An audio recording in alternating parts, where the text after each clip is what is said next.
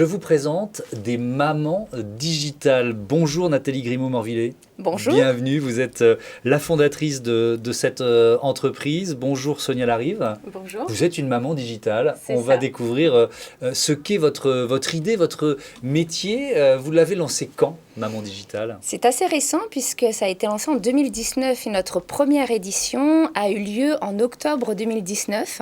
Mais c'est un concept qui existe depuis un petit peu plus longtemps puisque c'est un concept espagnol qui existe depuis 2016. Mais alors c'est quoi le concept ? C'est quoi l'idée ? Le concept, ou en tout cas l'idée principale, ça a été de se dire qu'on pouvait être maman et avoir une carrière professionnelle et qu'on n'avait pas de choix à faire entre garder ses enfants et s'occuper de ses enfants quotidiennement ou être en entreprise, travailler, etc. Donc de ce concept-là, on a utilisé les nouvelles technologies et notamment donc, les réseaux sociaux et on propose aux mamans de se former au métier de community manager. Donc, le community manager, c'est celui qui gère les réseaux sociaux, Facebook, Instagram, Twitter et LinkedIn, pour des entreprises, des personnalités, des associations. Donc, on les forme pendant 12 semaines de manière complètement dématérialisée, grâce justement aux nouvelles technologies. Et on leur permet ensuite de se lancer et d'avoir leurs propres clients. D'accord. La prochaine session de formation, c'est le 28... Enfin, elle démarre le 28 juin, c'est ça, si j'ai bien compris, puisque ça dure 12 semaines. Comment ça se passe 12 semaines ? C'est quand même 3 mois de formation. Quelles sont les différentes étapes ? C'est vrai que 3 mois de formation, on peut se dire, c'est assez long, mais en même temps, le retour Il y a beaucoup à apprendre. Il y a beaucoup à apprendre et puis surtout, le retour des mamans, c'est que ça passe très très vite. Donc, comment ça fonctionne ? Elles ont accès à une application mobile puisqu'on leur apprend à faire beaucoup de tâches depuis leur téléphone mobile qui devient un des outils de travail du community manager. Donc, tous les jours, elles reçoivent 4 contenus, un contenu vidéo, des quiz et des exercices parce qu'on leur demande aussi de travailler pour un client, de travailler pour un cas pratique et de mettre tout de suite en action sur Facebook, sur Instagram, sur Twitter et sur LinkedIn, toutes les choses que l'on va leur apprendre. Donc chaque jour, du lundi au vendredi, c'est une formation qu'on appelle asynchrone, puisqu'en fait on leur envoie le contenu et elles peuvent faire le contenu quand elles le souhaitent. Ce qui est pratique. Ce qui est très pratique sur la sieste des enfants, le soir lorsque les enfants sont couchés, le matin tôt, enfin chacune s'organise. Elles font aussi partie d'un groupe Facebook qui est un peu une classe virtuelle, si je puis dire, et dans lequel elles vont pouvoir échanger avec leurs collègues d'apprentissage, poser des questions, à la fois à moi ou à leurs collègues, et puis échanger sur les différents exercices. Donc c'est vraiment une sorte de formation complètement digitalisée, avec les avantages de je ne suis pas seule face à mon écran, puisque je fais partie d'une communauté, classe. Voilà. Et puis je reçois chaque jour du contenu. Sonia Larive, vous l'avez suivi quand cette formation ? Alors moi, j'ai découvert Maman Digitale par une publicité Facebook, comme quoi ça marche bien. Et donc, j'ai commencé la formation en février l'année dernière. Février l'année dernière. Et vous partiez de zéro en matière d'utilisation des outils digitaux, des réseaux sociaux. Vous partiez d'où ? Alors moi, en fait, j'avais toute une partie quand même. J'avais déjà fait 10 ans en marketing et communication dans des entreprises. Et je m'étais arrêtée de travailler pour mes enfants. Mais ça faisait déjà 2 ans que j'exerce en fait une activité de vente à domicile sur laquelle j'avais une grosse partie sur les réseaux sociaux.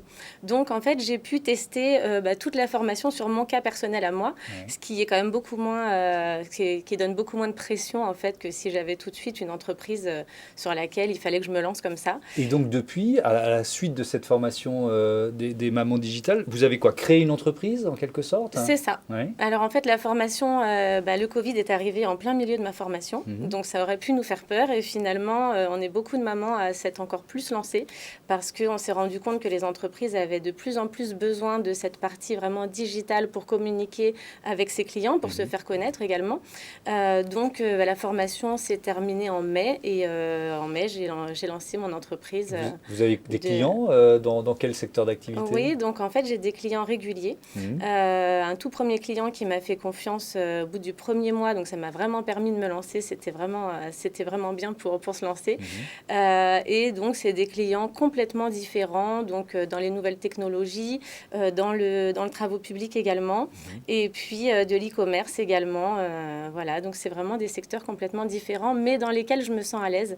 Je pense que c'est important vraiment de s'impliquer dans l'entreprise et de bien être dans le secteur pour pouvoir travailler avec ces entreprises-là. Vous avez formé combien de mamans depuis la création de l'entreprise? Aujourd'hui, en France, plus de 450 mamans sont soit formées, soit encore en cours de formation. Ou sinon, au niveau mondial, parce qu'on n'est pas que en France, on est aussi dans les pays hispanophones, on est à plus de 1700 mamans formées.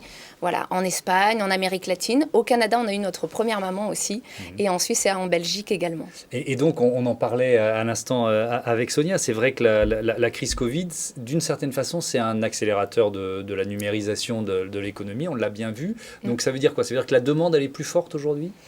On a eu effectivement, après la fin du premier confinement, on a eu énormément de mamans qui se sont rendues compte qu'elles ne voulaient plus retourner dans le tourbillon précédent et qu'elles voulaient pouvoir travailler de chez elles tout en gérant leurs enfants. Donc oui, on a eu effectivement l'année dernière, en 2020, une forte accélération du nombre de mamans.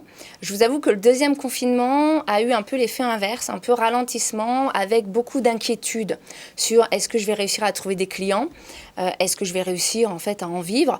Aujourd'hui, on voit que malheureusement, il y a des petits commerçants qui en souffrent, mais il y a des petits commerçants aussi ou des petites entreprises qui tirent aussi très très bien leur épingle du jeu et qui ont besoin de se faire connaître ou de faire connaître leur adaptation via les réseaux sociaux parce qu'on ne peut plus se déplacer comme on le faisait précédemment.